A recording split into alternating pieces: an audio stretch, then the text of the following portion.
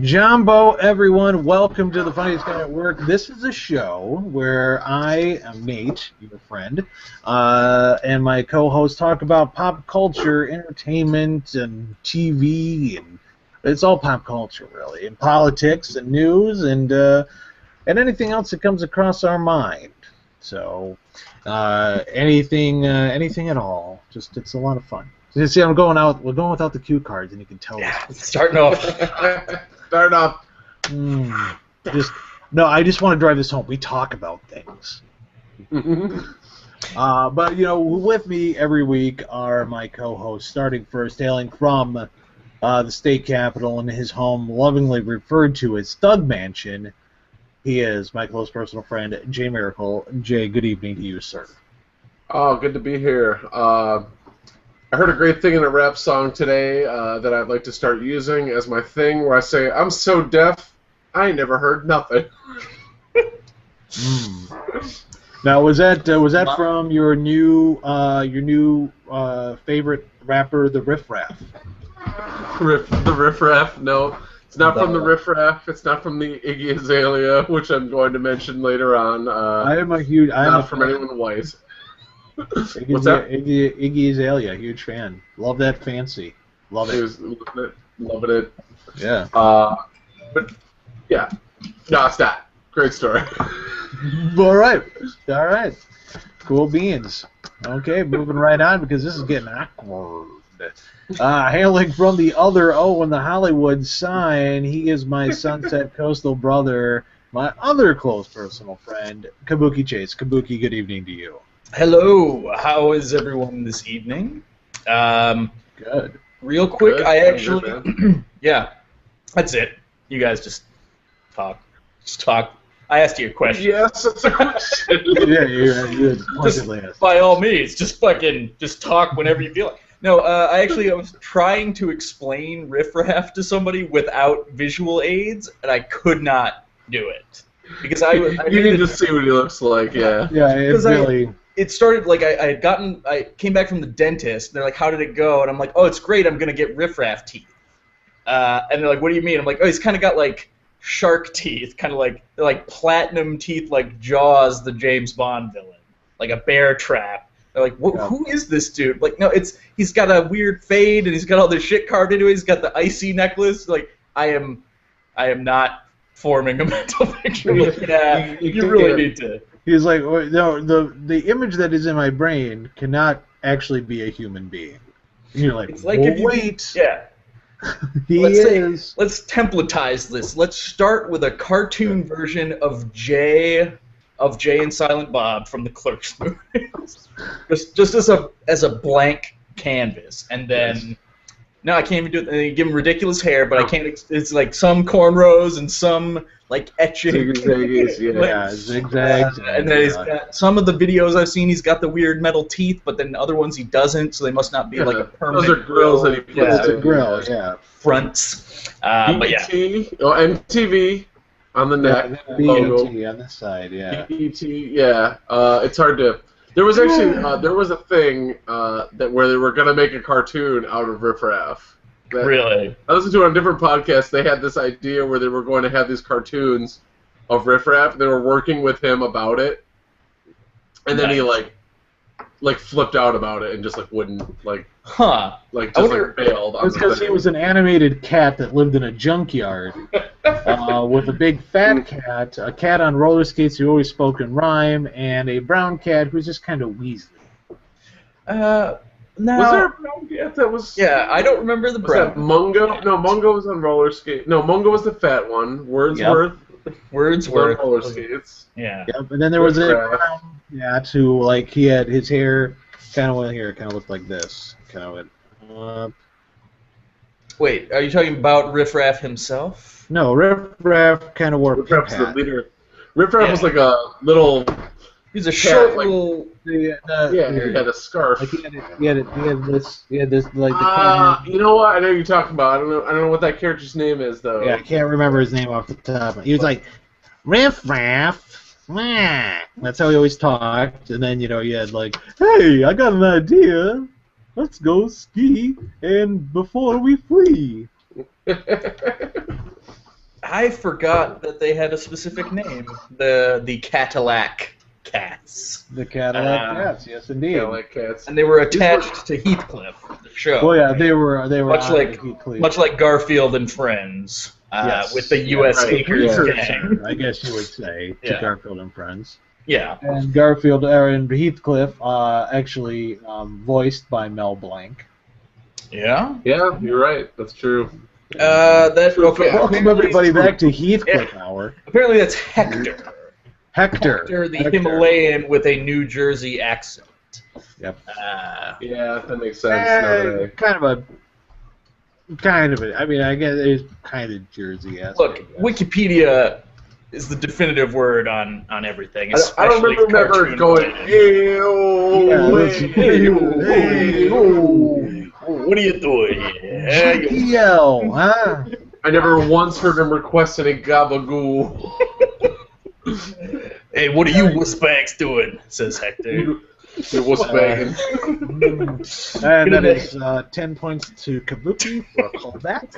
Oh, by the way, starting this episode, I'm keeping score. Oh, okay, good. Oh, this is gonna play in heavily in our performance reviews next month. Yep. Oh, you're really lagging behind on callbacks. I actually bring a hat to just like worry, nervously ring in my hands. But yeah, so that's what's up with me, Riffraff. All right. You, Riffraff. Yeah. I just want to blow up and act like I don't know nobody. I was actually thinking about that before we started the show. That exact thing. I'm golf clapping right now because that's pretty stellar. Not just that quote, but doing it in the effeminate Southern guy voice. Oh man, yeah, I did it on the way to school this morning, and to yourself. And in the car by myself, and it made me laugh really hard. It really helped pass the time. Yep. Oh, when you said school, I pictured you actually taking one of your children to school. Now, Tatum, just so you know, I want my main goal is to blow up and act like I don't know nobody. Dan, why are you using a crazy voice? It's Tatum's real voice, people. Yep. That was a recording from earlier that he just played us. Yeah, I actually have, much like Prince. I have recording instruments hidden throughout my house that I can call upon whenever I need. That's just another startling similarity between me and Prince. Yeah. Of all, play a wicked game of basketball. Oh, I've been known to throw down on some horse. That H. Good. I do. I'm a lot like when Bill Murray did the NBA commercials in the late '90s. That's about my skill level. I did the no look pass, the no look catch, the no look no catch. No look no catch. Yep, I remember that. That actually reminds me real quick of something that has happened to me between the time the last time we had a show and this time, which is that I went to a hipster-y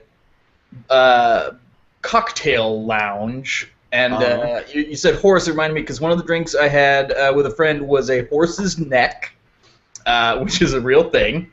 I thought some of these may just be from this place, but these are all like International Bar Association recognized cocktails, apparently. Made for old people.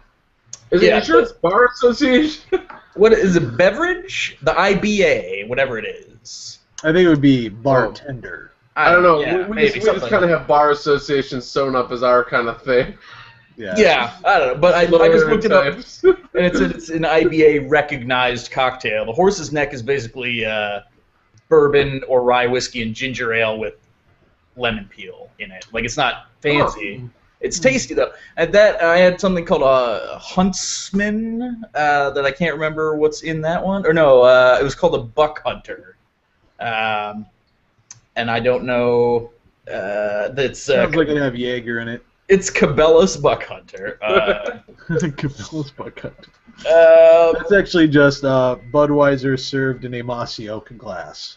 Yeah, it's like whiskey and cherry brandy and some other like sweet things, and then I think it also had ginger ale.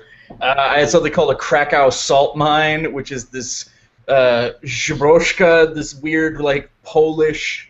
The brandy, right? No, it's a herb vodka made with like bison grass or something. It's this flavored vodka with, and then again like ginger ale, and there's like a piece of apple, and then they put like cinnamon on top. It's just like everything there was like super fancy, and it made me want to get into this because there's a Beverages and More, which is I think a West Coast thing, but it's like the Walmart of liquor stores. Bevmo, yeah, I've heard of it. They have one in like Farmington Hills here. It's not like super rare. I wasn't. Yeah. I had never seen one anywhere that I had lived until I came out here. But it's a giant liquor store where you can actually get all the fancy stuff you want, all your blood orange bitters or whatever these things need. And so I'm like, I'm kind of thinking like that would be fun to do, like have all this cool stuff and make fancy cocktails. But then like if I'm not entertaining, is that like way lamer to drink alone? By making yourself a fancy mixologist cocktail. This is just like, I'm having a rum and coke at home by myself. Maybe that's kind of lame, but it's like you're like fucking grating lemon zest and stuff. Are you supposed to just like burn yourself a piece of meat and eat it with your hands like an animal just because you're by yourself? Yeah, exactly. Nice. Yes. I think you are supposed to. All right. Well then. Yeah. Well, then if you ask, when I was doing it right. Yeah.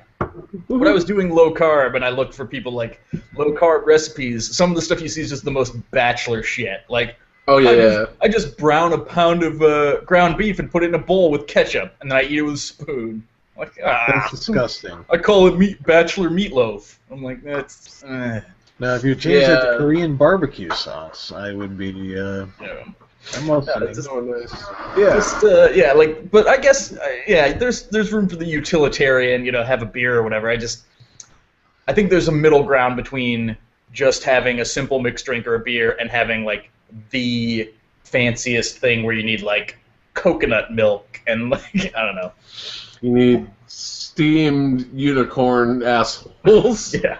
Like, having a few fancy ingredients because you really enjoy a certain cocktail, I think that's one thing, but trying to keep like a fully stocked bar of all of this weird stuff to make, hey, you want one? You want a I don't think it's a bad thing. I mean, like it's a dream to have a bar in a room in my house, to have the stuff on hand, and if it's there, so when your friends come over, who's to say that it's like, God, you know what I could go for? I haven't had one. What sounds really good is I don't fucking. We'll say a Rob Roy. Nobody would ever say that on purpose, unless you're like 60 years old. Well, and that's. I'm in the cast of Glengarry Glen Ross. Nice gimlet. But but to have that stuff there and about, and when the friends do come over, I mean, you have to practice. It's like, what good is having all that shit there? And then you're just like, oh, you want one of these? Hold on. Yeah. Yeah. And that's some of it. It takes it to an extreme as well. Because there was one I was looking at. The thing that sparked this, I was looking at how to make a Moscow Mule. Everyone was talking about this drink, the Moscow Mule, and it's vodka, lime juice, and ginger ale. And then they say, like, get ginger beer. Like, go for, like, the really, like, actually spicy, gingery kind of, like, ginger beer. And people have all these recommendations and stuff. And they're like, to technically make it right, you have to mix everything in a copper mug. And I'm like, all right, that's just dumb. What does that add to it?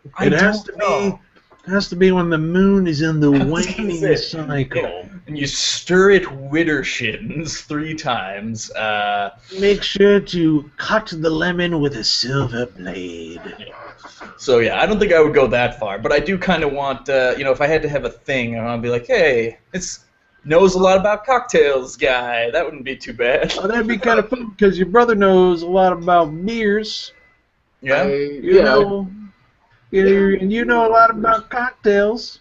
And I like drinking both of them. I think so once again, we just make an excellent web. we'll just all hang out, and you'll be like, I'll spend an hour making a cocktail. One giant cartoon gulp that like distends your throat. That's the problem. Is with some of the fancy stuff, it is a problem when like you serve to somebody and they just drink it right down. But I think the important part is context. Like, as long as you're not going to be the type of guy who loses all sense of context, wanders into the local dive bar with a bunch of people and orders himself some thing that involves like whipped egg whites. Yeah. No, this is more like I want people to be, if I'm having people over, I'd be like, hey, tell me what you like. Say, make me a rum drink or make me a vodka drink, and like I don't care, surprise me, whatever else. I'm like, oh well, how about a Moscow Mule? How about this thing? Like some stuff you may not have heard of. Like that would be a cool skill to have. Right. But yeah, I would not carry it outside. Right, where you go into a bar and you're like, oh, you don't know how to make a Moscow Mule? Yeah, and then this place is a name drop. It's called the Red Rabbit. And it, they had it on their the Facebook menu. page. Yeah, they do have a Facebook page. And so it's like that's all of their cocktails were that level of fanciness. Like, I mean, you could have got a rum and coke or whatever, but I was like, this is we're out. Let's try like a fun drink that I've never had, and it was a lot of fun. But in general, yeah, it's something that I'm curious about, but I do feel like there's a fine line between being a douchebag about it and I think that stuff's kind of nicer at home, honestly, because when you're out, you got that time crunch. You only got one guy making them. Yeah, X number of people in the bar, and they gotta hope that they make it right, because maybe they have to look at a book. And then Well, like I really like old fashions, and I have ordered them in a few different places, and it's like it's a real crapshoot what you're gonna get. So I kind of just stopped doing it, like when I was out in bars. Yeah. Because you get everything from like a glass of whiskey with a cherry and orange in it to like there's no cherry and orange, but they mixed it with lemon lime soda. Like it's like it's like all kinds of random stuff. Like that's like maybe I'll make one at home. I don't even know if I'm doing it the quote unquote right way, but it's the way I learned and it's what I meant when I was ordering it. So right. That's how I feel about the Monte Cristo sandwich.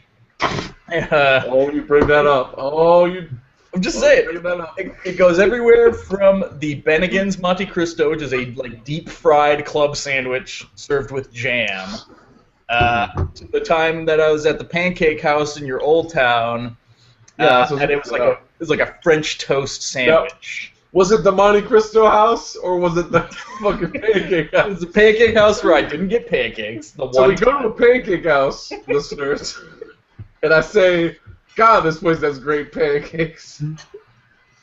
Just known for its pancakes, far and wide. Didn't feel like pancakes that day. So, but then what I like though is that you just venture off into a culinary no man's land. You didn't get like an omelet. You didn't get like steak and eggs. You're just like, oh, what's this? Like, what's this back here amongst the cobwebs? I was like a proto Gordon Ramsay kitchen nightmare sort of thing. Like, always orders the crab cakes. You're doing that with Monte Cristo. I'm going to do that everywhere I go. I will judge a restaurant based on its Monte Cristo and its Clams Casino. Well, that was it wouldn't have been worse if also like the other guy I brought also refused pancakes, which just. Well, why are we with that one, Miracle? Why the hell are we here? The same thing everywhere you go. Yes. The other guy, future friend of the show, Matt Singletary, who always orders the same breakfast item everywhere. Here from now on, show nickname Big Tex.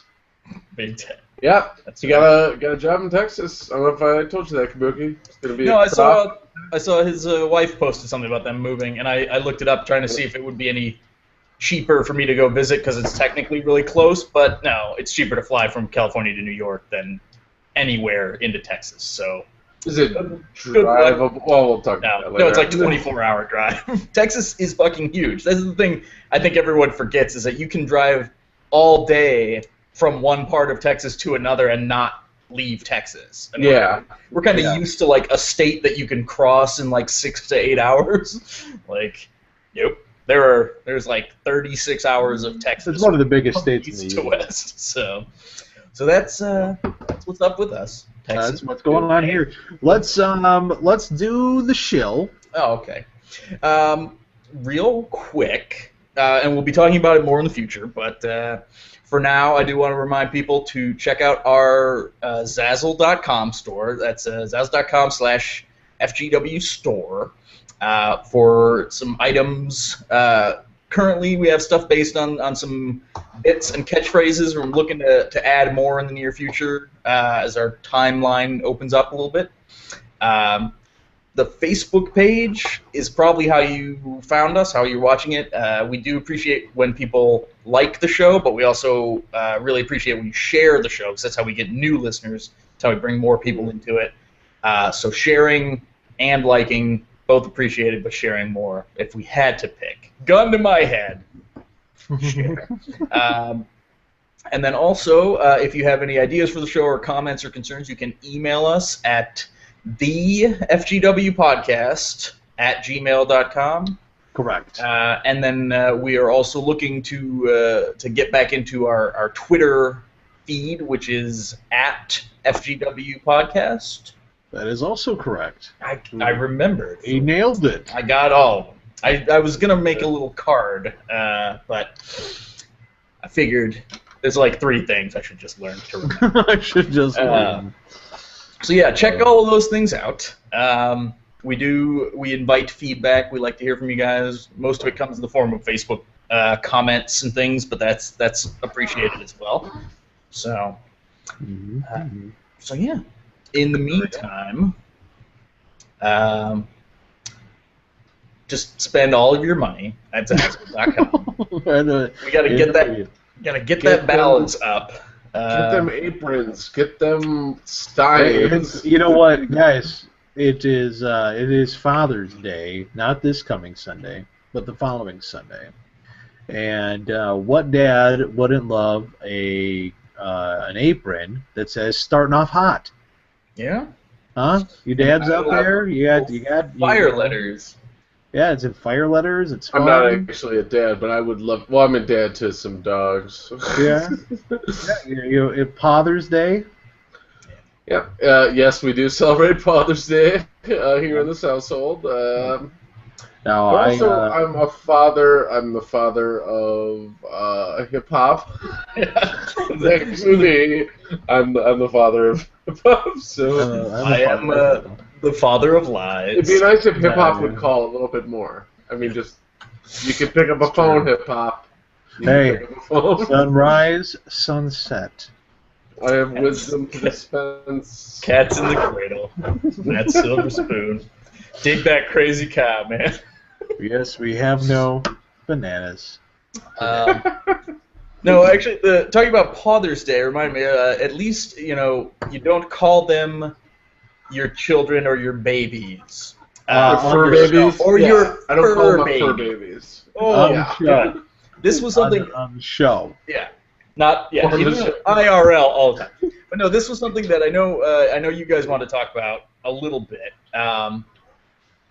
The idea of somebody coming in and killing a joke that you have made on Facebook or something like that. I don't know if I'm skipping ahead too much. Oh no, I just when you said killing right after you talked about like my dogs. I thought this was going real dark. Somebody, where is this? Did we want to talk about this on the show? So I had I don't even remember what the context was. Like I made a joke or something. I'm just like blah blah blah. Who's gonna take care of my kids if this happens or whatever? And it was just a joke. And then the girl I was dating at the time, they come in, they're like, what should I know about, like, her mom is posting on Facebook, like, what kids? What are you talking about? I'm like, it was just a joke. Ooh. And then it's like, yeah, it's just a joke, Mom. Like, oh, you mean the fur babies, your cats? I'm like, no, it was just a fucking joke. Like, I was like, I wanted to delete the whole thing and start over, or not. At that point, you know what? Just fucking burn it all down. Mercy kill. Yeah. Burn it down and then salt that post so nothing else may post. I literally just did that while this show was going on with a post that went so wrong that I just deleted it. I just couldn't. Yeah. I couldn't deal with it anymore. Because of joke killing. where is it?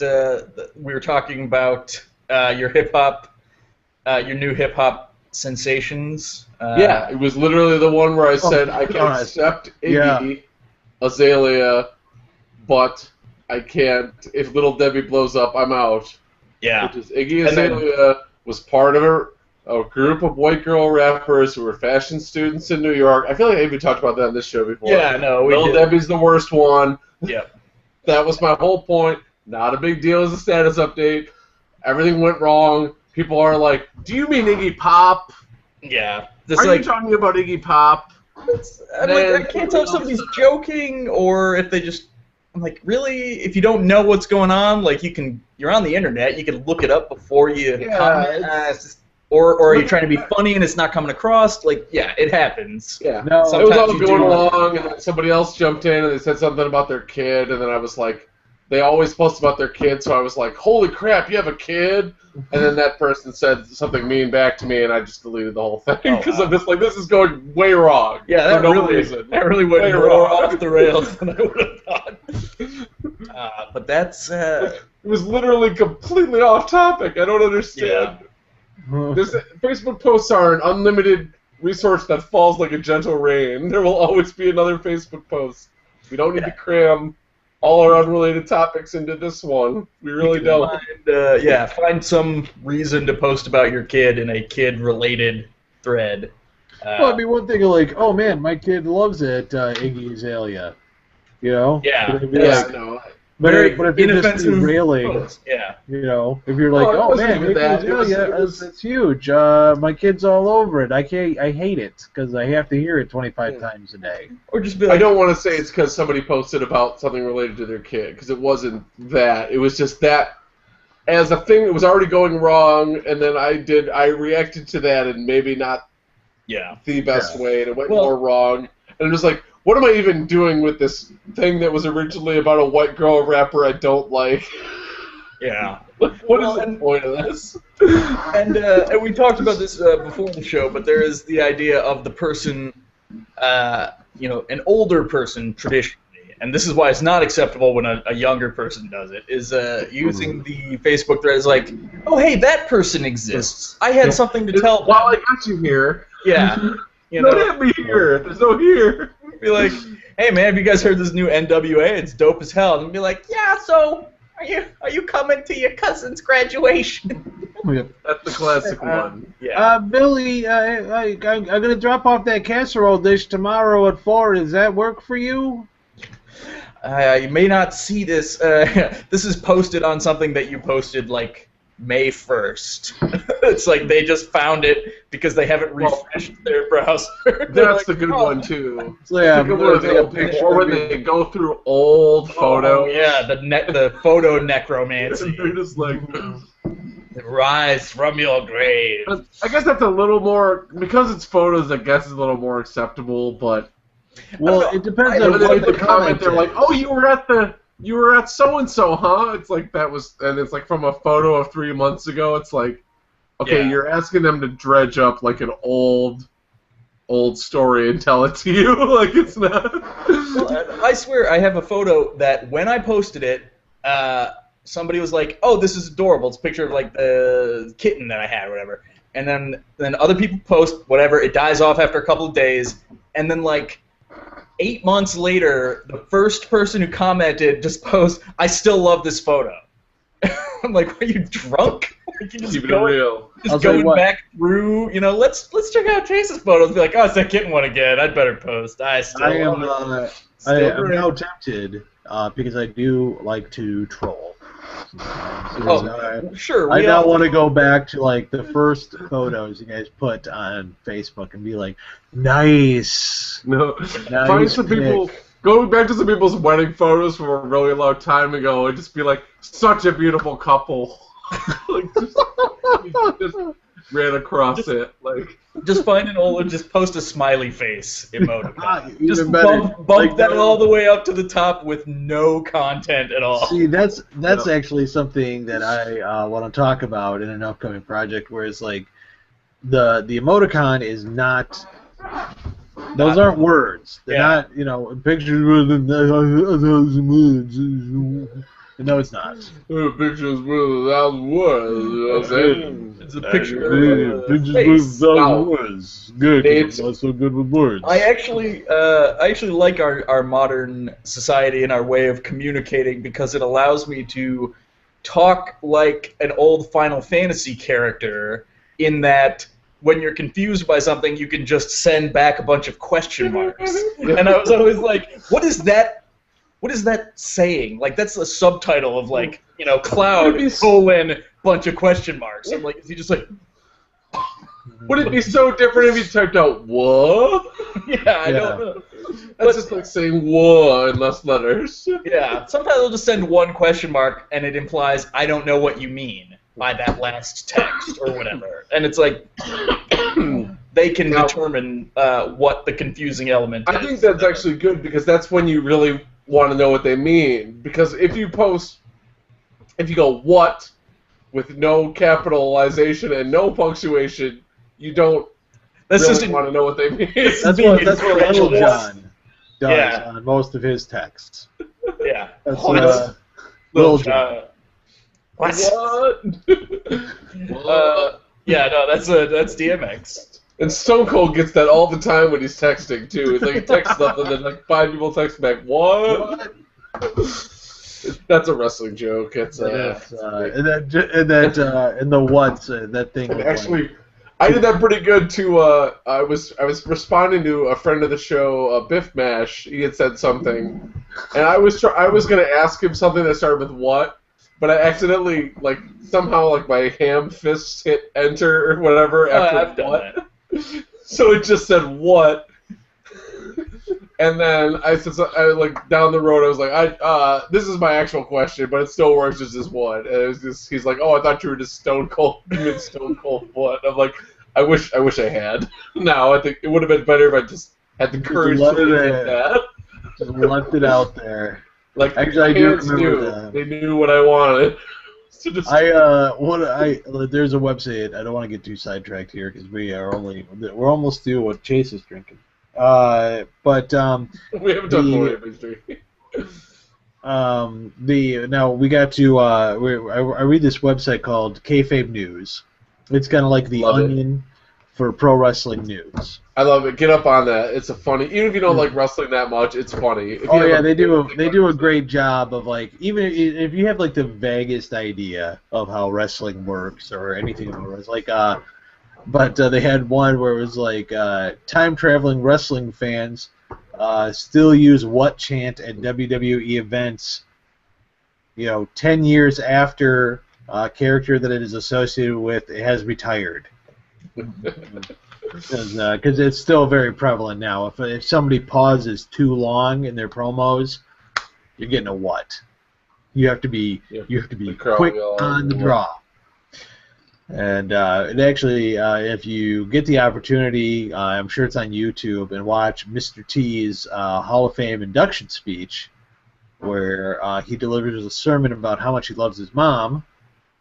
There's actually a point where the audience starts chanting "what" in the Hall of Fame speech. Is it taking too long? Oh man, he went over. Yeah, he was. Yeah. It was like a half. I swear to God, it was like a half hour long. Did somebody come out with a big hook? Just try to pull him off stage. Yeah. King's pyro goes off, and he comes out. And shakes his hand, lets him know the arm around the shoulder. Yeah. Yep. Is that the accepted means of getting someone off the stage? That was their Whitey the Clown. Yep. From Showtime at the Apollo, and when the pyro goes off, King comes out with a broom. Has Mr. T? I really want to know this. Has Mr. T become a pastor? I understand it's a natural part of a lot of black dudes that are famous to become a pastor when they get older. When you reach a certain age, it's like a passage, like a rite of, like when an elf gets just add that on. It's like, oh, I'm also a pastor, but just so you know, I'm also like MC Hammer is now a pastor. Legally, I am a pastor. So I just was curious if that happened to Mr. T. Well, I mean, literally, it was a sermon. He had Bible verses. He had the Bible in front of him. It was I mean, it was a great tribute to his mom. Yeah. But holy wow, that was long. And then when he was getting off stage, I saw him drinking a glass of milk. He had to be on a plane. Because he had to get on a plane to get back to his hometown of Chicago. So that's an old joke. Careful with that reference. It might be an antique. Well, you know, I've never turned down a good A-Team reference. Yeah. Actually, B.A. Baracus was afraid of flying, but he was very naive about being drugged. And over again. And he loved milk. Yep, you could always tempt him with a glass of milk, and he never put two and two together. Yeah. Even though you were just like having the mission briefing about how they'd have to be in like D.C. by morning, and they're in Anaheim, California. Well, obviously, we're going to take some sort of teleportation machine. Last thing I remember, I was drinking a frosted glass of milk, and next thing I know, I'm in the Peruvian jungle. I can only assume that a band of angels come down and carry me on some kind of magic sedan. Because, I mean, I know nobody put me on no plane when I clearly expressed that I didn't want to go on no plane. Did they carry that over into the new the remake? I did not watch. I actually never watched the remake. Good. I noticed there was a lot of shit that took place on a plane. Yeah, because isn't there part of the show? There was a huge action sequence on a plane. So I was wondering, in the air, there's like cargo hold the whole time. Yeah. Because I remember, like, they rolled the tank out the back of a cargo plane on a parachute, and then they're, like, firing the tank gun in midair at other, like, helicopters. Was BA just asleep the whole time? Just out the whole time? Snoozing in the inside of the tank. Maybe that happens every time they fly, and they don't show it on the show. But every time they fly is actually that much of a catastrophe and action sequence. Yeah. And that's why he hates flying. Was it Randy Couture? Who was the Mr. T stand-in? Is an MMA dude, wasn't it? Quentin Rampage Jackson. Yeah, I was saying Rampage. Yeah.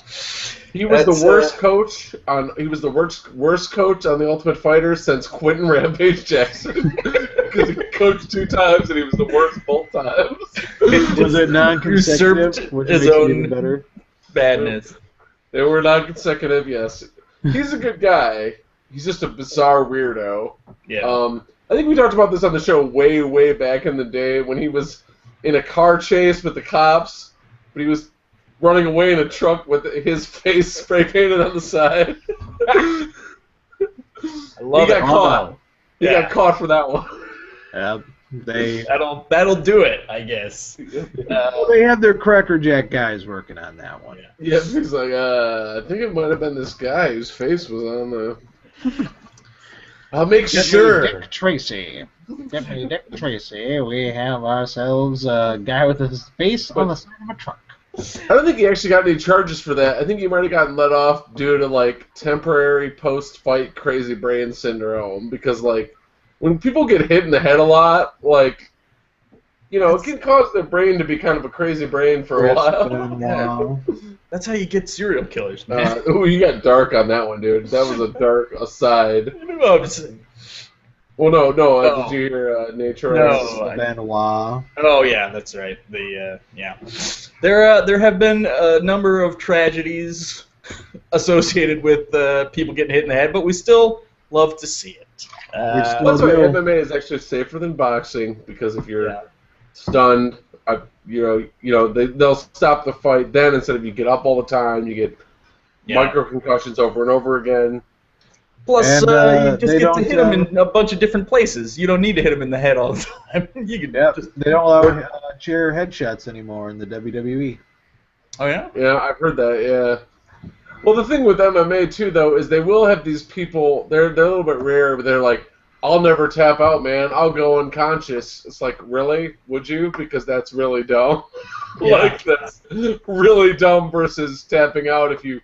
Like, if you can't do anything about it, don't wait that extra few seconds and actually go unconscious. I will cut oxygen off to my brain. Yep. Yeah. Like, man, when I've really done that prior to making the decision to do that all the time.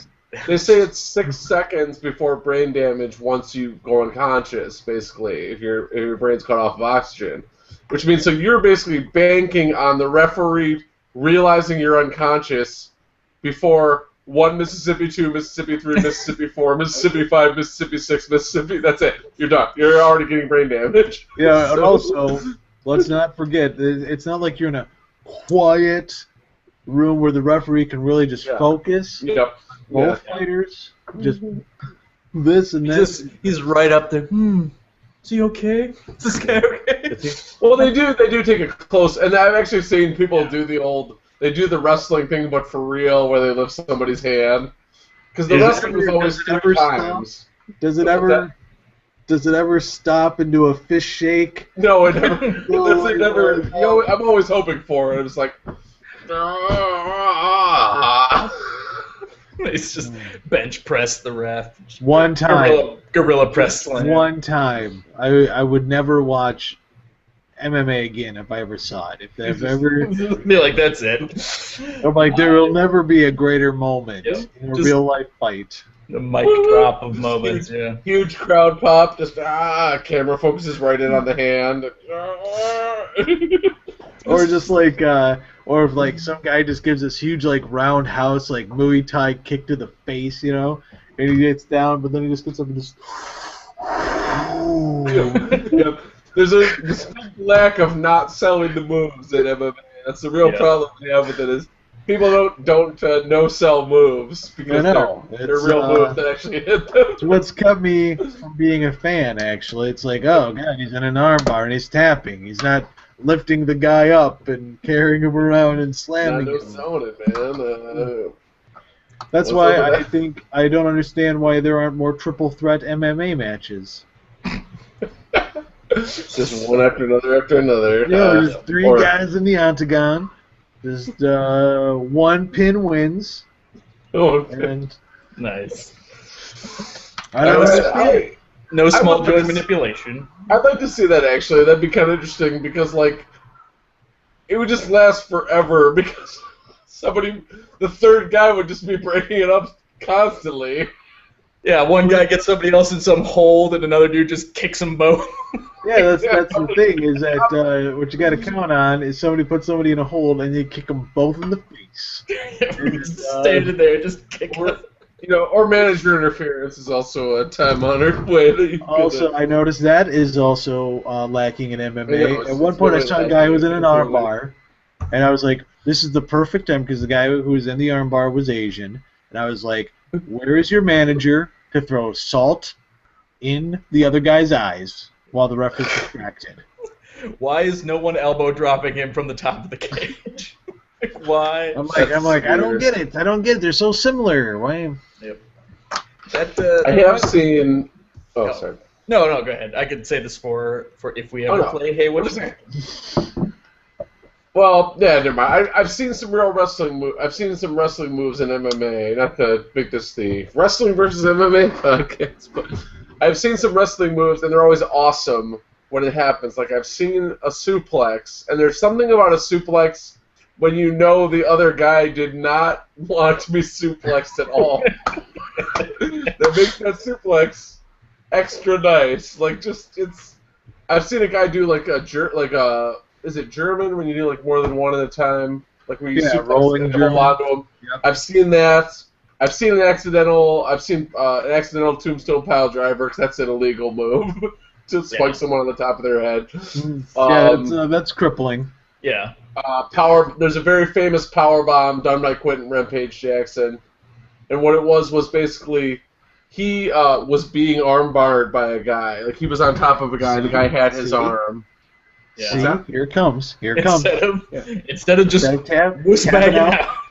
Instead of being wuss-bagging. Instead of wuss-bagging out, he lifts the guy up, and it's really fast. It's really impressive. It's like he lifts the guy up over his head and slams the guy back down. The guy's holding his arm, so he comes up with the arm. I don't know if that makes sense. Yeah. Oh, yeah. And he slams him down in a full-on power bomb, and the guy's knocked out. And that's Taker. Undertaker has done that move a few times. Right. Yeah. Well, so that's huge. I mean that would be. I would be pretty excited if I would have seen that in a real life fight. Yeah. Oh, that was back in. That was in Japan too. This is kind of before MMA. That was in Japan when a lot of stuff went, like kneeing people in the head when they were down, kicking people in the head while the other person was standing, like just kicking them in the head. Yeah. There was people were like wearing shoes and choking people with their sleeves, and there was a lot of. So that was more cage fighting.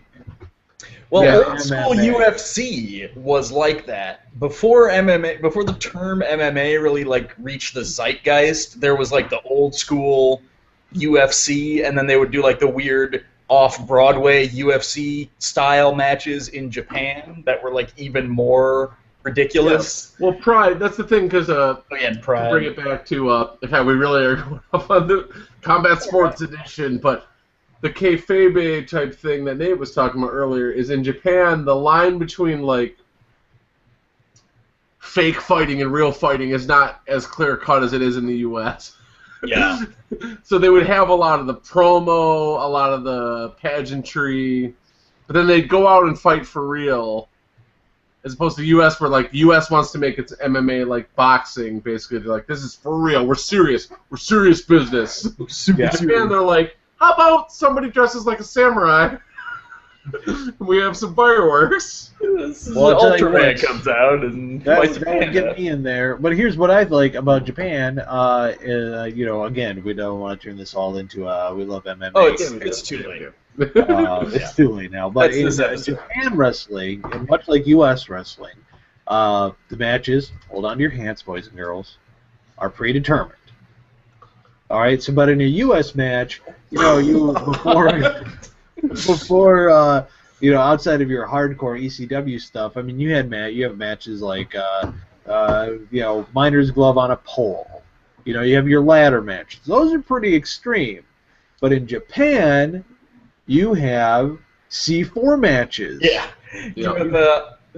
We are gonna have a flaming baseball bat, top rope is barbed wire, landmine thumbtack match. That exact matches happen. In case any listeners think that Kabuki Chase is just making up a match, it'd be too ridiculous to have. That exact matches happen. Isn't that Cactus Jack and Terry Funk?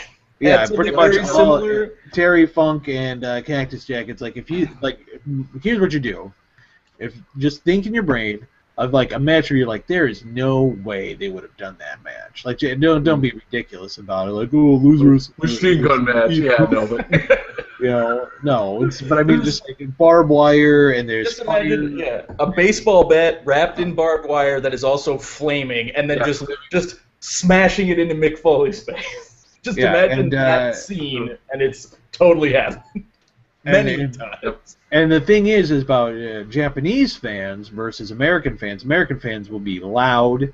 This match is boring. You effed up. You effed up. In Japan, they sit with quiet reverence for their love of the sport.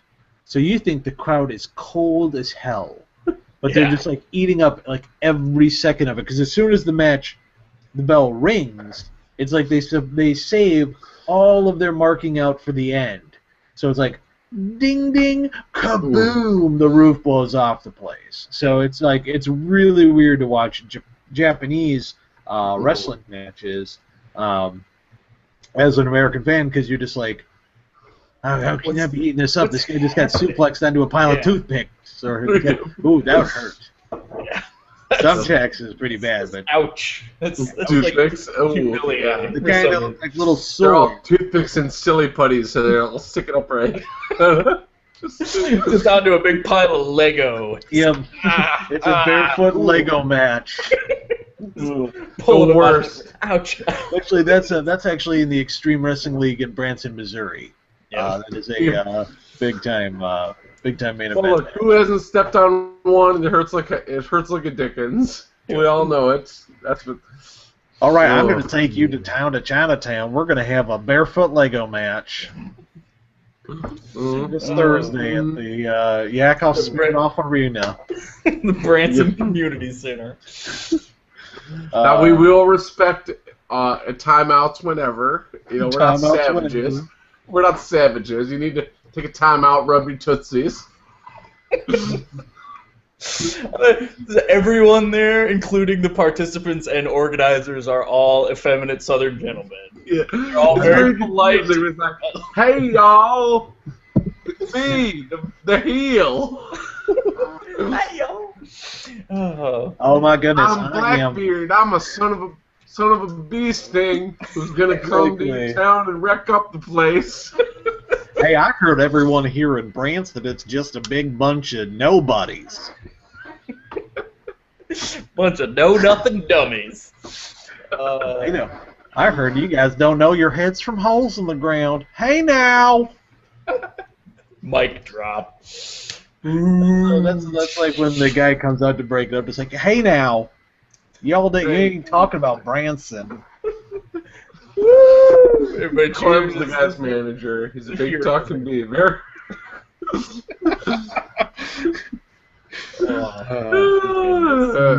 God, that voice is fun. Listeners, if you don't know what we're talking about, listen to some earlier episodes because we've become quite infatuated in the last few episodes. The last few episodes here, we do love Bo, the goat person from Southern Narnia. Oh yeah, right. You named him. His name is Bo. His name is Bo. I've decided. Yeah, it's the ultimate callback voice. I mean, just come out of nowhere. Just, hey y'all. I mean, you can do it for every, and like we proved earlier with Riffraff, it's like you do just about anything with it in that voice, and you'll get a chuckle. Anytime. We make ourselves laugh, if nothing else. If nothing else, we make ourselves laugh. That's gonna be like on the. Like if you were to carve like a plaque for this show, I think that would pretty much be the bottom of the show. It's in our show's crest. Yep. Yeah. At least we're laughing. Yep. At least we're laughing. Or no, or in the parentheses, what's the matter? Don't you get it? Yeah. No. See. Now there's like a long actual parentheses with a footnote. It kind of trails off like this. The text gets smaller as the. The Nostromo was a ship from aliens. Okay. I was gonna say now I want to design a Funny Sky at Work crest. It's just like a microphone that's like the Latin for "you had to be there." Some other, send in your suggestions. Serving up inside jokes. Yeah, for what should go on the FGW crest. I smell summer projects. Yeah, yep. Funniest Guy at Work diner, serving up inside jokes since 2012. Yep. Or 13, whenever we started the show. But yeah, that's good stuff. But hey, in one corner we'll have a mug rampant on a field of crimson. This is very official crest terms. Yes, let's do America's #1 party game, because we've never done it. I thought we did. I at least started it, but we didn't. Yeah. Nope. We're talking about, hey, what you drinking? We're going to start with Kabuki. Very well. I actually started with an energy drink, but I've moved on to caffeine-free Diet Pepsi out the bottle. Out the bottle. Like a real classy gentleman. After you got home from mixology class. Yeah, exactly. Well, and it's like my air conditioning kicked on, and I thought I had turned the thermostat up because I'm like, I don't want the air conditioning to kick on because I'm trying to save money, so I turned it up to what I thought was a ridiculous temperature that it would never hit, and then it came on. I'm like, that means it's like 88 degrees in here if that's coming on. Like, ugh. So I actually put the bottle of soda in the freezer before the show and then was just drinking from the bottle because I'm like, it's not even worth putting it in ice because it will just melt and turn to water instantly. Sure. So I'm drinking a nice frosty bottle of Pepsi. And then the thing I want to mention real quick, because we're talking about MMA, I was talking to a friend about archery. And I'm like looking for, because there was a local deal on archery lessons, and then it passed. I'm like, oh man, I totally wanted to do that. We should totally take archery lessons. So I look up, I Google, archery lessons, my town, and then there's a place nearby. It's called the Imagination Factory, or Infinite Possibilities is the name of this dojo is all I can say. Yeah, all I can think of. And it's like, I look, it's this center, it's an activity center. And I look, and it's like, because it says, like, we offer archery class, and I click on it, and it's like, their list of offerings is like archery, fencing, stage fighting, yoga, MMA, parkour, Zumba, rock climbing, and like something else. It's just like Taibo. Every badass thing you can think of is being taught by, and then like also like drama and writing workshops and something else. And it's like, so I'm signing up for archery and parkour at least. A tumbling is one of them. Parkour, the flippy floppy flu. That's yeah. I have no. I could never. I got a bad back and no upper body strength. I would be the worst traceur. Or will they mold you? Will they mold you, Kabuki? Perhaps. All right, man. You'll become a success story. It's true. Well, and then I took fencing in college, but then I watched their little video, and they do like the saber fencing where you have like a short dagger and a saber, and you're like completely all over the place, like pirate fighting. And I was like the very regimented, like Olympic fencing where you're on the little carpet and you can't move to the side and you're just back and forth, you know. Right. Yeah. With masks and everything. I'm just like that. But yeah, I was really happy to see that this place exists. I don't know. I haven't downloaded the pricing chart or anything because they got this old ass like GeoCities website, but. And it's seriously like, download this Word doc is our calendar and pricing sheet or whatever. I'm like, really? You couldn't put it up there anyway? My son Jeremy does websites. He could make one for your sports complex. Yeah. I don't know, dude. That's kind of cool, though. I would learn sword and dagger fighting. That sounds awesome. Like, I'd be all about the stage fighting. There were three at my college. You could pick. I think you had to start with rapier fencing, which is what I was doing, or foil fencing. And then there was épée, which is like you can swing from the shoulder more and go from the sides, but you're still like on a flat plane. And then saber was like running and jumping and kicking and stuff, like all of that shit. But in this, where yours was the more I scared He was like, all this sword talk. Like, when I did the move like this, he's like, shit, he's coming after me. He's coming well, he does have those 3D contacts in. Yeah, he's coming right for me, flying out of the screen. But yeah, no, it's just, it seems really cool and like a good place. Like, everybody there, I mean, they look, the pictures of, the sword fighting team, they're all in like Renfest kind of garb. Like, I think that's why a lot of people are there to learn, tumbling and fighting and stuff, because they want to be in skits or they act in plays or whatever. Well, you said there was even a stage combat class, so I think that's pretty safe bet. Yeah, and that's them doing like some Robin Hood like quarterstaff fighting and everything. What I liked about their website though is that they threw in every pop culture thing you could think of for every element of a thing. So they're like, example. They're like parkour. This is a thing where you're running around, and it's like whether you're James Bond in Casino Royale or you're Ezio from Assassin's Creed. Parkour is about removing obstacles or whatever, and it's like archery, like, who wouldn't want to pretend they're Robin Hood, Katniss Everdeen, Hawkeye? like someone's just Googling all the... Anybody who uses a bow in popular culture, and I'm like, that's... hey, Oliver Queen. Hmm? Yeah. Oliver Queen. Yeah, who wouldn't want to think they were that one dude from The Walking Dead? Oh, that's a crossbow. We don't teach that. We don't. The dude from Boondock Saints, you know what I'm talking about, that guy. There's not much to teach with a crossbow, I think. But yeah, no, I totally am going to take something. I don't know about parkour right from the jump. Like, I'm going to... the thing I'm going to do like a yoga video at home before I fucking jump into parkour. Okay, like gymnastics, right? Yeah. Parkour is gymnastics, basically, right? But, like, moving around. It's the idea. It's the Jackie Chan shit, running up walls, and it's. I'm just saying. The idea of, like, moving in a straight line no matter what obstacles are in your way. So, yeah, lots of jumping and somersaulting and whatever. I understand, yeah. I feel like, if I were to go and learn a martial art, I'd be like, look, here's the deal. I'm 30, I'm 35. I'm just starting. I'm obviously not going to be super good.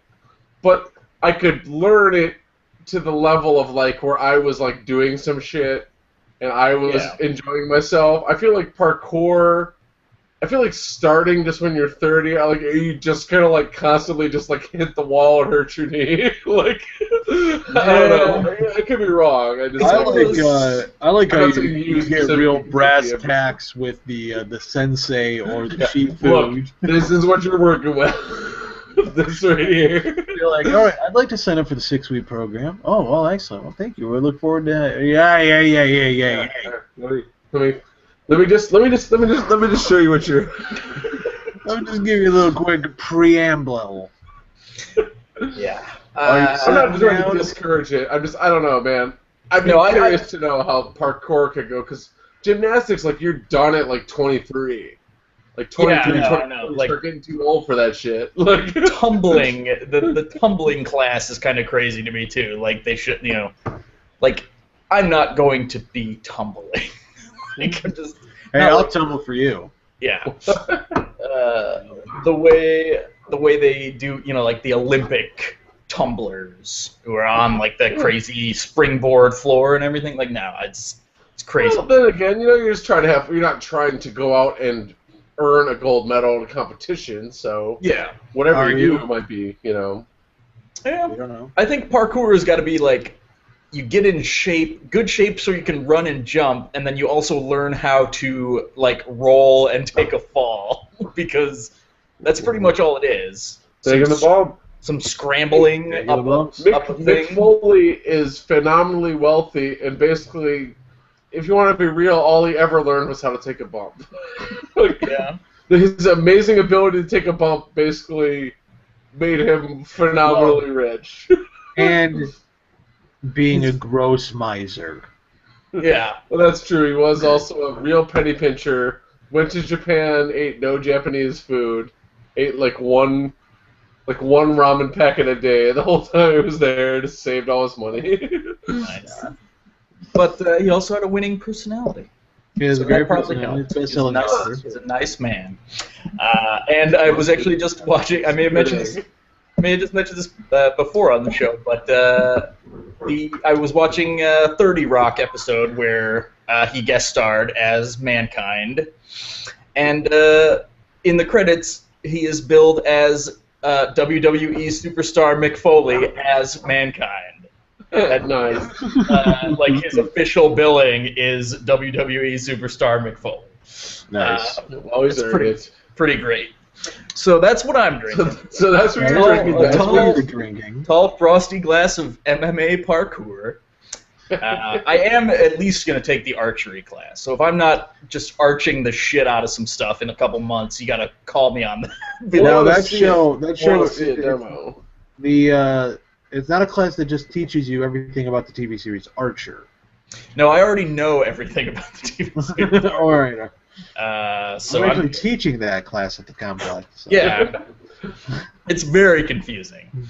There is actually a book called... You got Carol.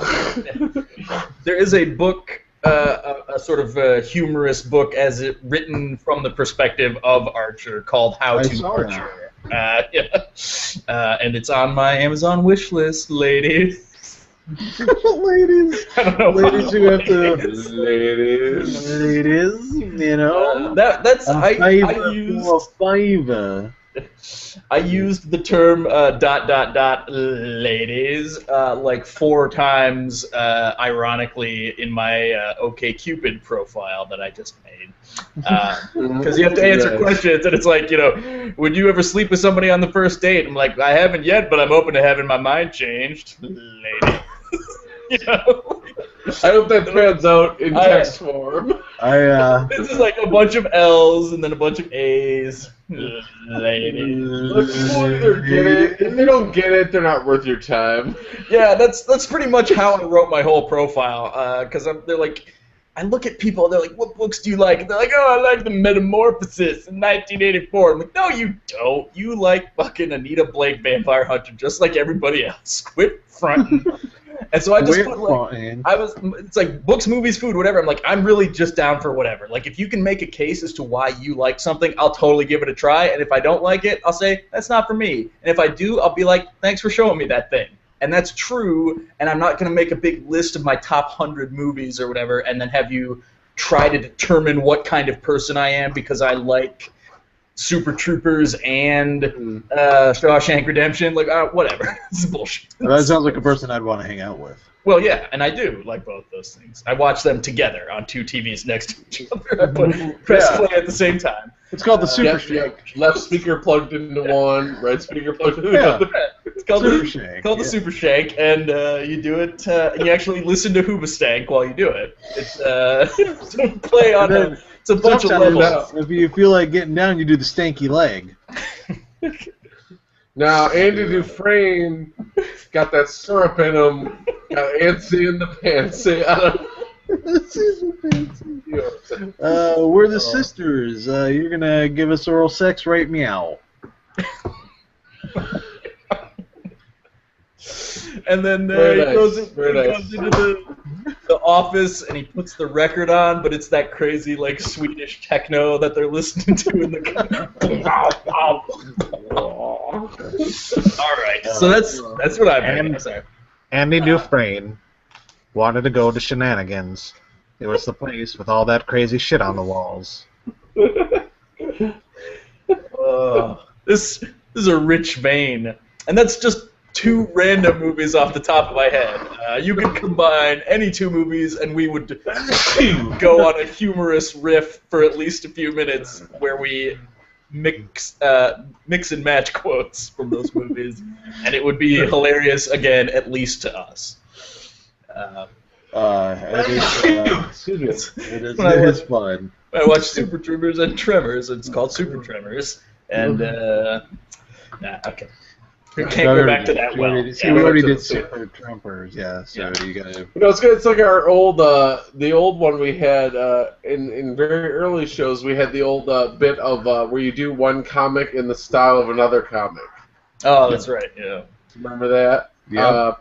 I wish I remember more specifically what ones we did. I did Dane Cook doing a Stephen Wright bit.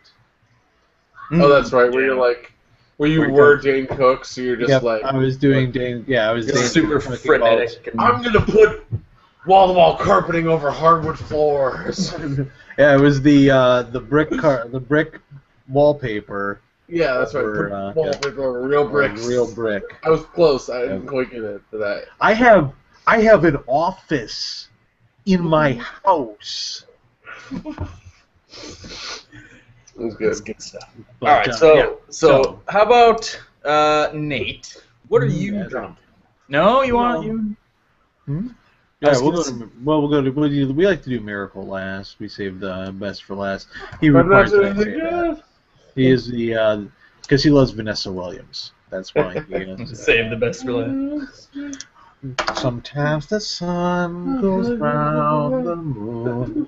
Actually, what I'm drinking, as opposed to 12 Miller High Lifes last week. High Lives. High Lives. Probably. High Lifes. What do you call many computer mice? Do you call them mouses? No, because it's still a fucking mouse. That's how it works. But I'm drinking grape water enhancer here back in the 50s. You can't see it. It's the clear kind. Looks like water. Tastes like grape. Everybody wins. Who could lose in that scenario? I'm like, what would loss be determined at? Well, because you ever take a sip of water and you're like, that water tastes weird. But now it tastes like delicious grape. Yeah. Mm-hmm. And and something I learned at an early age was a great way to prank people is by telling them to expect one taste and then give them something that tastes like something else. Because there was one time... You son of a... There was nothing gross about it. I know exactly what he's going to say. This is over 20 years in the past, this story. Like, yeah, I'm like 12. It's like we're like 11 and 13 or whatever. And I'm trying to remember which way it goes though. Oh yeah, it was the we had these huge black blueberries that are like fresh blueberries from the UP. We weren't in the UP at the time. I came down. They're really extra ripe, so they're really dark. And I was like, "Hey, do you want an olive?" Yeah. And he pops in his mouth, and he's like, "Oh, it's a blueberry." And I'm like, it's not like it's gross. I know, but I thought it was so rotten. I'm like, oh my god, it's so soft and sweet. Yeah, exactly. Oh, like, yeah. What? And then when you're like, oh wait, it's a blueberry, like, oh well, that's pretty good. As a blueberry, it's fine. Yeah, as a blueberry, olive, better. Like, oh, something has gone very, very wrong with this olive. Alert the authorities. Something has gone. And I don't know why. They're bad people. Yep. Do not eat the olives. And I don't know why I thought it was like the greatest prank ever, but it totally was. Dude, we're talking about this 20 years later. I've told like a spur of the moment decision. Yeah. Like mom is like, "Hey, go downstairs and see if Jason wants any of these blueberries." And I'm like, "Hey, yo, you want olives? You want some olives?" Like that's a thing that happened. Like I constantly come around with a bowl of olives. So you want some? I've actually nitpicked it over the years where I've been like, okay, has there been any other time where Kabuki Chase has offered me an olive? Why was I so convinced it would be an olive? So ready. We were in a family who was like, hey, you want this? You want this food?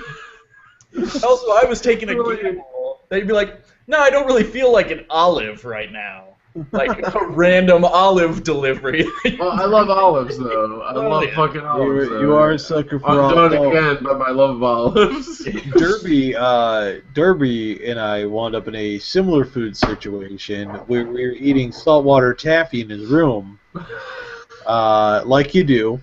Yeah. And I was doing there for this nothing one else, too. just staring straight ahead and eating. We're all talking. Eating saltwater taffy. Yeah, it's what the holidays are about. Yeah. Yep.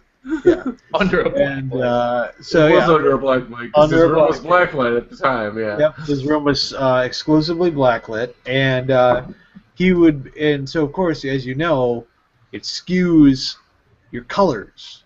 Yeah. Like, so he would, and so he would be guessing what the flavor of saltwater taffy was, and he would throw it to me. And he'd be like, "Oh man, this is probably root beer," and I was like, "Oh hell yeah, root beer, hey!" And so I would pop it in my mouth, and it'd be orange. Yeah, I do remember this story. I love that because he has the fucker orange. Why would you think this is root beer? And then he's like, "I can't tell under the light." And I'm like, "Then stop guessing." This is like you're setting me up for disappointment. And well, and then the thing was, is like his flavor choices were getting just like more out there. Like I don't know why I didn't think about, like, when I went over the story in my head in retrospect, I was like, why did I think that there'd be all these amazing flavors of saltwater taffy? It's like, this looks like cotton candy. Ooh, cotton candy, saltwater taffy. You've never heard of that before. It was further apart than root beer and orange, I think, in the actual time. I think he's like, here you go, this is like, I don't know, this is like, like cotton candy, or like, this is like marshmallow, or something, like something where it's like, it's a real shock that it's orange. Yeah. It was just a kick in the nuts. That's why I don't eat under black lights. Well, that is the lesson to take away from this. It's a good thing to do. But in general, that's why I don't like eating the Jelly Belly, like, mixed stuff, because you're like, ooh, I can't wait for some cotton candy. It's all white. Maybe it'll be coconut. Oh, it's buttered popcorn. That is, I'll tell you this. This is how adventurous I am. Cherry. Oh, it's sour mango. I am so adventurous that when I get the Brony Bots, all flavor beans, I throw I take that list. Throw it out. The old trash. I eat one at a time, and then I do things like this. That really does taste like grass. Yeah. Well, at least you're not Oh, so that's what they think your work tastes like, huh? Boogers, alright. Well, Yeah. Alright, so That's anyway. good stuff. That's what I'm drinking.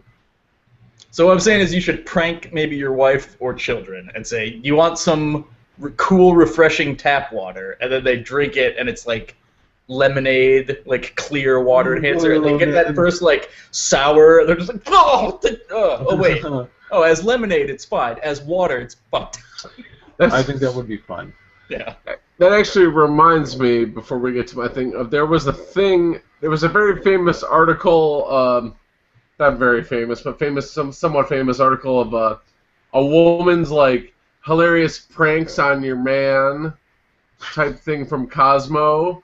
Oh yeah. It turned out that the person had like plagiarized from a like kids pranks book, or article. But what reminded me was one of the ones was like to like dye plain water with food coloring and put it in Gatorade bottles. It's like, then when your honey wants a refreshing Gatorade, bounce water. I'm like, that's just asshole-ish. Like that's not. Why is that funny? Like, it's not a fun prank. God, honey, this blue Gatorade. You know, I don't think we should buy this anymore. I mean, honestly, it tastes like water. That's because it is water, you jackass! You dumb bitch! Smash! Just throws the bottle against the wall. They were all like that, basically, where it was like, it was kid pranks. Yeah. My wife is just like real fucking rude about the basketball. Yeah. It is water. You fucking dipshit. Maybe you should get your pig-headed ass to the store and buy your own Gatorade. Because I think there's a nice Gatorade in the fridge, and like I'm all like, oh, that's kind of cool. Nice, this Gatorade. I just took all this time while you were gone, presumably at work, and I'm doing this at work, to dye water to fool you into thinking we had a thing that we don't actually have. Meaning, I either dumped out perfectly good Gatorade to acquire this bottle, or I saved my garbage. It rooted around in the trash for your empty Gatorade bottle. Garbage drinker. You put your mouth on. Yeah, see, that's what. Like, did you just like? Hey, Shirley? Yeah, my husband's a garbage drink. Garbage drinker. Like you picked up the party line. You're just like, tell Myrtle and all the girls. I'm sorry. I should have said, Shirley. Yeah, my husband is a garbage. Your friend, the operator.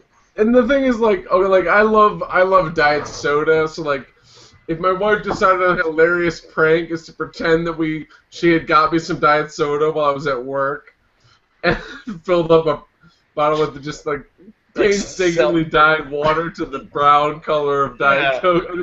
Maybe like plain seltzer. Yeah. I'd be like, what has gone wrong? Like what? Yeah. Clearly, we have gone off course in the marriage here because I'm sitting here holding fake Diet Coke and you're laughing. You're laughing at me. Just why? And also, it's like a thing that I had no reason to disbelieve.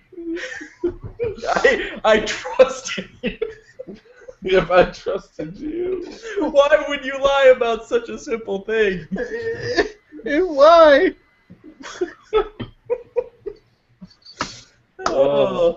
It's broke me. We killed the show. This is it. That's gonna be the rest of the show from now on. We'll just start up. Why would you, like, as soon as the camera starts rolling, we will just deconstruct this bit and take it further and further. Well, I just like, because the very idea of the prank is that it's like, it's something that you wanted to drink, and then when it's not what you thought it was, you're the fool. You know, Yep. How dumb am I for assuming this Gatorade bottle was Gatorade? Yeah. You sure got me. After you went out of your way to recreate it, knowing that was the whole point, that if I suspected for a moment that something was amiss, I wouldn't drink it. So you go as far as possible to put me at ease, thinking this is Gatorade. And then, like, no other ramifications other than I drank blue water. Yep. Like, that's it. I can't believe you fell for it. There was a similar one on that. I'm going to link that list because I really liked it, but there was one where it also was like, send your man to the grocery store, and like they had a list of fake things that didn't exist, and they were like super dumb. They were like dehydrated water and like desalinated salt, like salt-free salt. Salt-free salt. And I'm just like, first of all, that premise that relies on like the premise that like the dude doesn't know anything about the food he shoves in his gullet. It's like his woman makes it, he eats it. We got a real nice deal going on. Do what she tells you. If you succeeded in that, would anyone laugh, or would you just be like annoyed as shit? Like the guy's just calling her, he's like, all right, look, baby, I cannot find that's because it's water anywhere. You idiot! I've been looking for 45 minutes. Of course you would. I asked the manager. Because you're bad at shopping, dumb. I just wanted you out of the house so I could change the locks. Yeah, right now, well, that actually makes sense. You're not coming home. Boss. That's that's actually good. At least that's a reason. If it's a hurtful reason, that's actually these are implied as lighthearted pranks. If you're actually trying to injure the dude. Yeah, that was they did that actually on the supposedly real non-skit based B story of Pawn Stars in one episode, where they're like, oh, this the annoying dude is being so annoying, let's send him on this air. We'll go get a glass hammer and a bucket of steam and blah, blah, blah. And he's like, oh, I'm so dumb, I fell for it. Like, no one's that dumb. No. And he actually, he went to a frozen yogurt store and got a bunch of dry ice and brought it back. He's like, here's your bucket of steam. He just dropped it on the desk. I'm like, that's fun, but that also didn't happen. It's also all rigged up for the show. Yeah. The equivalent of when somebody tells you a story of the awesome thing they did, and I'm like, yeah, that's a great story that never happened. So that's what Nate is drinking, and what are you drinking? We'll just have to fill Nate when he gets back. Red wine. Just drink whatever wine. I don't have much of a hilarious tale involved in the red wine. Is it fancy or is it? Your $2 Charles. It's not fancy, but it's not your I believe now $3 Charles. Yeah. It is Barefoot Pinot Noir, the wine brand, the only wine brand to get a huge bump in popularity from a movie, as far as I know. What movie? Sideways. Oh, was that? I actually never saw that one. Is that all about barefoot wine specifically? No, not barefoot. No, but Pinot Noir. Oh, I see. Oh, the only type of wine. Okay. Yeah, because Paul Giamatti. Hey, it's me, Paul Giamatti. He always talks about how he loves Pinot Noirs in this, and how they're survivor grapes or whatever, and they I don't know, or like how they have to be nurtured or else they don't come out right. I don't remember exactly the thing, but Pinot Noir specifically got a huge bump in popularity. Huh. Like there wasn't a barefoot Pinot Noir before Sideways, because they wouldn't have a cheap Pinot Noir because no one knew what that was. Yeah. And it's actually it's good for our home state because we grow. Whatever Pinot Noir berries because what it is they well, noir means black, as you know, but what it is, it's late berries, I guess, as far as I know. That like, you take them like when they're like almost like falling off the almost rotting, I guess. Yeah. I'm not an expert on this, but it's like when they have a lot of sugar in them. Yeah, that makes sense.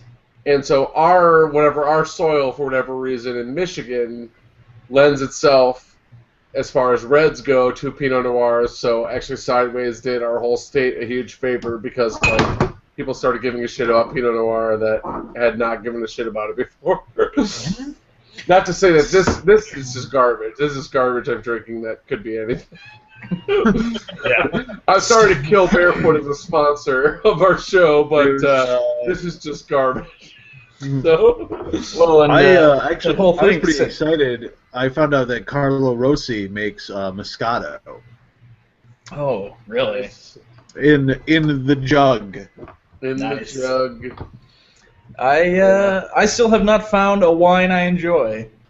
People keep talking about like maybe that could be a thing. You know, I'm talking about wanting to expand my social circle, and they're like, "Oh, we do like a wine tasting thing," and I'm like, "I don't like wine." And like, we do a book club, and I don't like books. I like books. Hey, y'all, I don't like them books. We do a hiking. I don't like nature. Yeah, I don't like the out of doors. We actually do a poetry slam. I don't like rhyming. Yeah, I don't like these poetry. A lot of these poems don't rhyme. Well, I don't like talking. Yeah. You're just talking about talking. Yeah. What the hell's the difference? If I look, I'm doing a say poetry a thing slam right now. like I hate this, poetry. it's poetry slam. Just add a lot of a poetry blast. But yeah, if you went to a poetry open mic and just read like I don't know, I know why the cage bird sings. So just read that like that poem, just like in Southern. I don't know why the cage bird sings. Just some Robert Frost. Y'all, I took the road less traveled, y'all. Gather ye rosebuds while ye may. Y'all. Rose that blooms today, y'all, could be dead tomorrow. Gather y'all rosebuds while y'all may. Nailed it. I like it. It's good stuff. Things to do this summer. Yeah, so, yeah, I'm drinking red wine. I was drinking a little Crooked Tree IPA earlier, which is a local beverage. Not Black Rocks, okay. All right, not acceptable. Go on. Black Rocks is available in Lansing, but it's... Yeah, it's Spendo. It's $1 more than it is here. $2 more. $2 more? I'm looking at $10.99 here. $10.99? It's $10.99 here. Isn't it $8.99 where you are? Yeah, I thought it was $9.99. Nope, $10.99. That was ridiculous, and it's in fact even more. That is. Well, when I went to, well, here's the thing though. When I was at Lanyap in Marquette, where Black Rocks is from, I was name drop, place drop, name drop, place drop, brewery drop. That's called the Hat Trick. Triple Crown. And I was actually in the, I think they call it the Voodoo Lounge when you're in the bar part. The Voodoo Bar. Yeah. Voodoo Bar. And so, you know, I have, I'm down in a little, I think I was having a 51K, because it is good.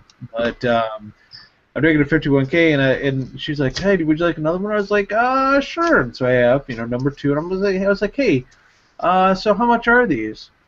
And she's like, $5. And I'm like, I'm sorry, $5 each for 3 of them, right? Because for a flight of brewskis. Yeah. She was like, no, per can. And I'm like, what the fuck? I get a drink in the parking lot for like 2 of those guys because it's up there.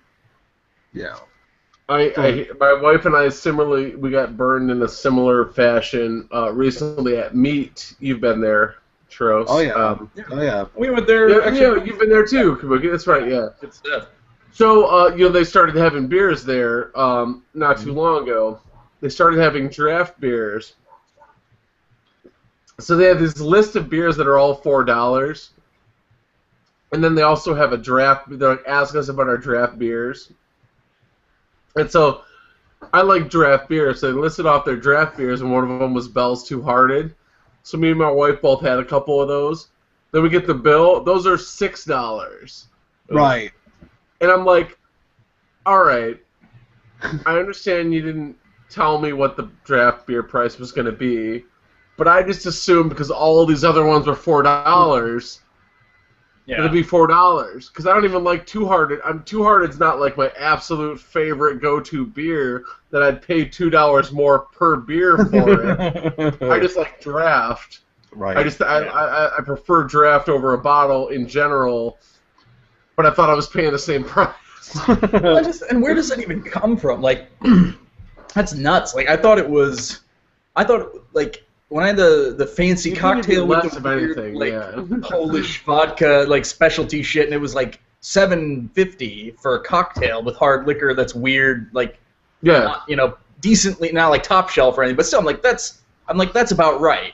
The thought of somebody saying, like, you're going to pay only a little bit less for a draft beer that you can get in the store and everybody, it's just, where do you got to It's one thing if you walk into a place and all their beers are priced like that, then at least. You can choose whether to drink there or not. Like, I would tend to just choose not to. Like, if I look, it's like, what's your beers? And like, oh, all my beers are $8. Like, well, I'm probably not going to get a beer then. Like, wait, $8 is a little hard for me. I can buy 6 of those beers for literally $1 more. It's hard for me to... Yeah. Well, like, it's like, did you, are these craft beers? Did you make them? No, we have, like, Bud Light, Miller Lite. I'm sorry. I don't think so. Yeah. But this was I felt like they were kind of hiding the ball on this one because there were all kinds of good beers that I would have ordered in the bottle and they're perfectly fine. Except I was like, I kind of feel like a draft beer, and I didn't think it was going to be half again as much. Yeah. I'm old. I'm an old man ranting about the price of things. In my day, a draft beer literally used to cost a nickel. So I'd go for nickel drafts down at the wooden nickel. Oh yeah, actually, no wooden nickels. I enjoyed when they would do things like what was it? I think it was actually like dollar drafts was probably the cheapest. Yeah, I've seen, the chamois used to do $3 pictures of old Milwaukee. Yeah, that was a good night. No, Upfront and Company used to do like the $2 picture of old Milwaukee. Yep. They did that to compete, and that was pretty great because they put out Gardettos instead of pretzels. Nice. And they're out of business now. They spent it all on Gardettos. Yep.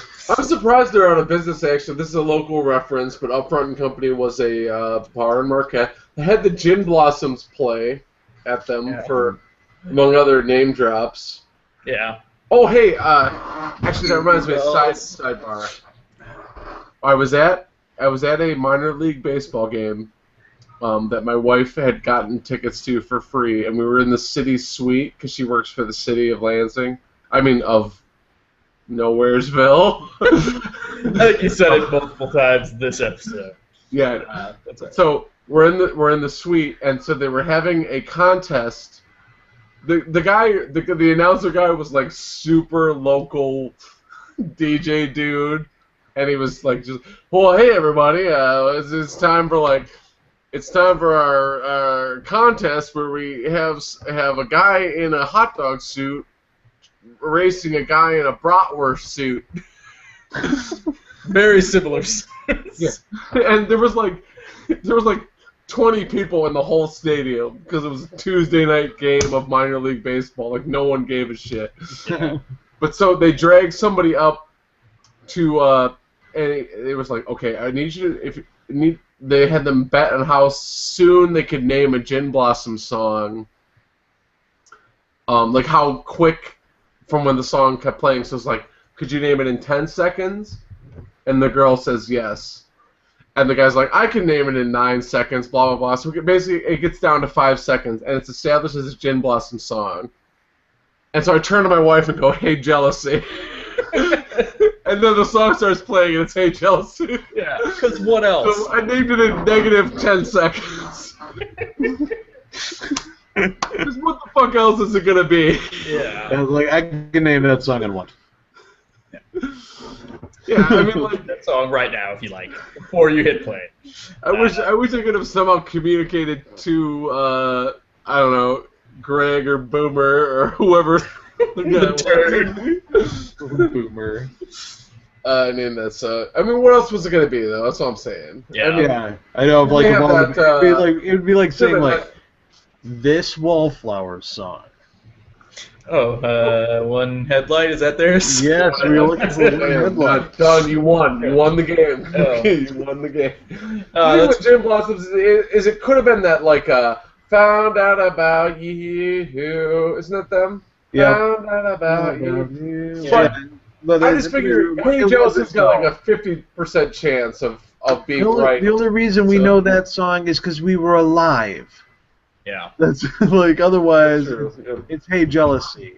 Hey, and what I like is that as they get less and less relevant, these bands start playing venues where no one is going to know who they are. Like the crowd at the Upfront and Company probably skewed a bit younger because it was kind of a hipper place for the people who wanted more of like a club, not like a dance club, but like a fancy bar. Yeah, like a restaurant and bar club. It really wasn't like that inside, to be honest with you.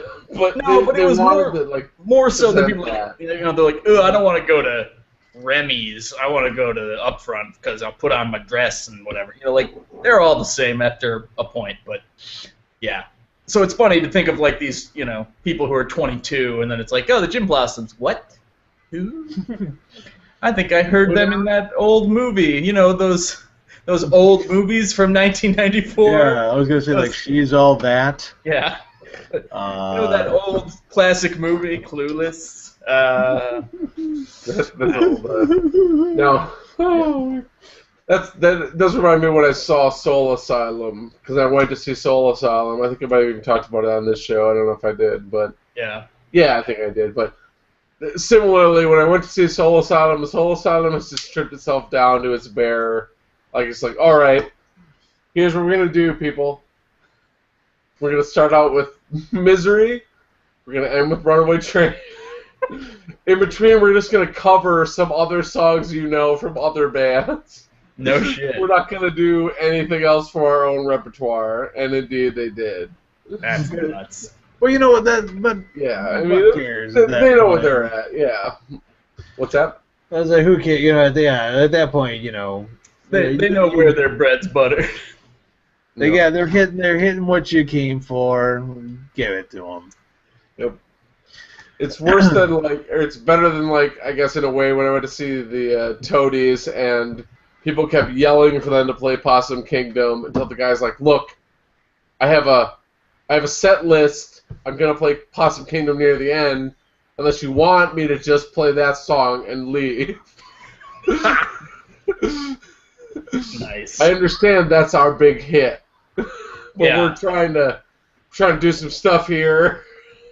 If we could maybe play some of our other stuff, you could pretend to give a shit. Just give it a whirl. Just realize that we didn't want to just make one song. Yeah.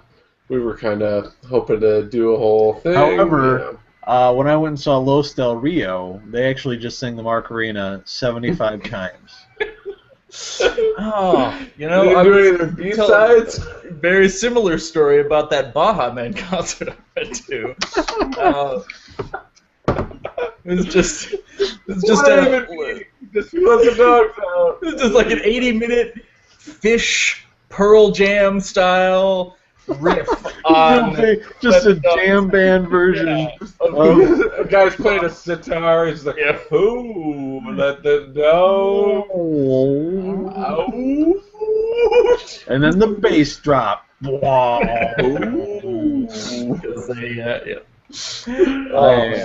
So this actually segues well into we're at a hot 90 plus. We're a little bit over right now.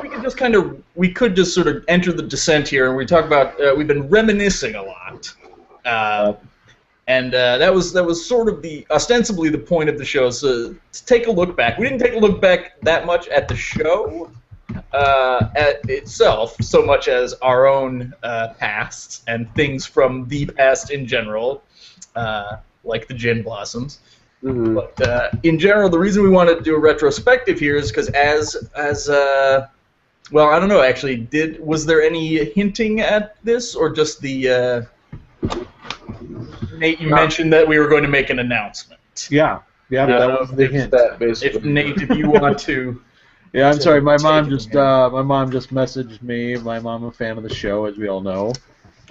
She actually spoke to a person who used to wait tables at the Upfront, and according to her, the owner shut it down as a revenge, nail-your-ass kind of thing against the business manager. So it was I remember there was some controversy about... Yeah, there was a little controversy. The closure. And also, right now at Econo this week, Black Rocks is on sale for $6.99 a 6-pack. $6.99? That's getting into the price of what you'd pay for like a Coors Light or whatever. I mean, well, no, Coors Light is oddly expensive, but it'd be in your Bud Light range. Yeah. That's I mean. Yeah. So hey, you know what I always say?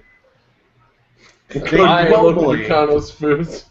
Shop locally, food. Think globally, shop locally. Think wibbly wobbly, yep. Timey wimey. But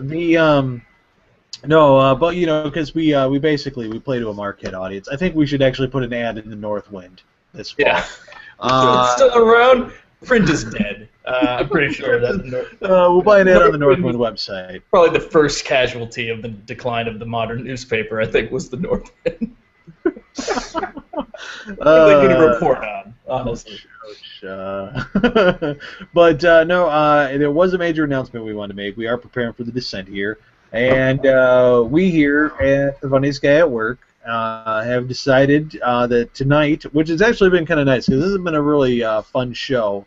Yeah. I'm going to be posting last week's show, which got to kind of a darker turn, a little more serious. Yeah. Because of the content being current events, and the current events were dark. It turned into some like weird Tennessee Williams play at one point. Yeah. But I mean, it was just it was a more serious show near the end, whereas this one has been really chock full of lightheartedness. I don't remember the last time I laughed so hard I almost cried on the show in a while. But part of the reason we're doing it is because with summer being here, we got some other projects that we want to work on. We've decided that we are going to take the summer off, and we'll be back in the fall. Now, that doesn't mean that we're never coming back. It doesn't mean that you'll never see anything from us at all. But it just means that the weekly podcast won't be back until September. Right. So, don't be afraid. Don't cower under your beds at night. Don't run out into the streets screaming to the heavens. Fall to your knees and scream up at the sky when a crane shot. The crane shot. The two things to take away from it is that, one, there will still be content being delivered. Like when we think of something funny, we will put it out on the Facebook page. If we find links that you think are interesting, they'll go out on Twitter or Facebook or whatever. So, don't defriend the page or anything. Like, keep an eye out. And then also, this is going to give us not only time to work on some of the stuff that we constantly mention, getting the audio only back up and running, figuring out how we want to do editing for that, theme songs and music and new products and all that, but also just generally refining the format of the show and getting the timing down and all of these things that we mentioned and say, man, we got to work on that, or we're trying to do this. That'll give us time to actually do that, so we'll be coming back not only refreshed, but with a more solid, reliable stronger, show, better. That you can understand, that has its own hook and is delivered in the way you want it, that kind of stuff. So it's an overall a positive change. I think like Nate said, we're gonna work on some side projects in the meantime, but I think we're gonna come back tighter, more focused. We're going to play like champions today, tomorrow, tomorrow. No wuss-bagging whatsoever. We actually, I can say it right now. I will guarantee that there will be a no wuss-bagging guarantee on the Funniest Guy at Work when we come back this fall. I'm gonna hang a sign that says no wuss-bagging. No wuss-bagging. See, look right there. New thing, new product. Yep. No wuss-bagging. The word wuss-bagging with the old Ghostbuster circle on it.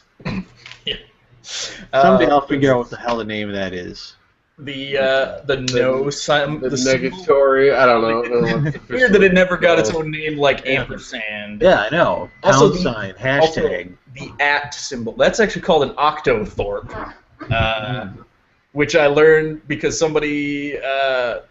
There was a series of people who took ridiculous forum posts and then read them in ridiculous voices, and then somebody made flash animations for them. And so it was like this kid, it was like a teenager talking about how he wants to get this girl's number, but he kept using the number sign. And so the guy's like, so anyway, I want to get this girl's octothorpe.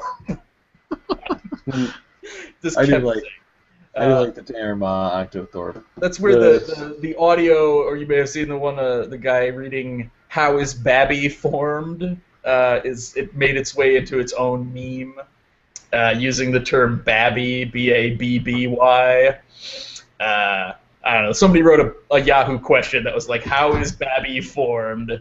And it's like, "Me, mom is having Babby, and how is Babby formed?" And it's like read in this caveman voice. It's like, what the fuck? Yeah, I do love that, but terrible. Right. Anyway. So that kind of stuff. So we'll figure out what the name of that circle is called for you, and then we'll put it over some funny words. No wuss-bagging. No wuss-bagging. I was gonna have a sign that says, like, no wuss bags or loose women or something clever like that. Yeah. Like, gone wuss bags. This is a square house. No wuss-bagging. Yep. And no profanity. I'd rather be wuss-bagging. No, that's not true. Why wouldn't you ever want that? Nobody would want that. Beware pickpockets and wuss-bags. I like that. That's a good one. But anyway, so yeah. Wuss-bags, please do side entrance. I was trying to think of something that was like hippie related, and I was like, there's a classic one, but I couldn't place it. Wuss-baggers will be shot. Yes. Survivors will be shot again. All right, we get it. So look for all of those to be mugs and T-shirts. But no, keep an eye on the page. We'll as we get closer to the fall, we'll give details as to an exact date. Say we've decided on this will be our inaugural, relaunch and all that. We'll keep you updated. And in general, keep your eye on the page, like I said, for supplemental content and any news, reviews, and things you can use. See our side projects and all that. So I guess in the meantime, go watch the back catalog. That's right. Available on the YouTube channel. Yeah. I thought we actually might, throughout the summer, we might repost some certain episodes classics, that we like at a time, certain faves. Yeah, revisit them. Well, I mean, they're reruns. Maybe even like trim out like a bit and be like, here's a classic bit. We just did with the Picard Witches episode not too long ago. Yeah, there you go. Patrick Stewart never responded, so he's dead to me. Maybe he's actually dead. That's probably why he didn't respond. And I bet Hollywood is keeping it hush. Taking a nap with a kitty on his chest.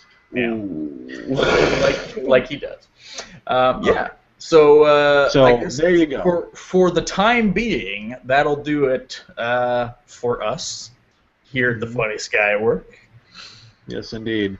On behalf of Kabuki Chase, Jay Miracle, and myself, believe it when we say, we'll see you next time.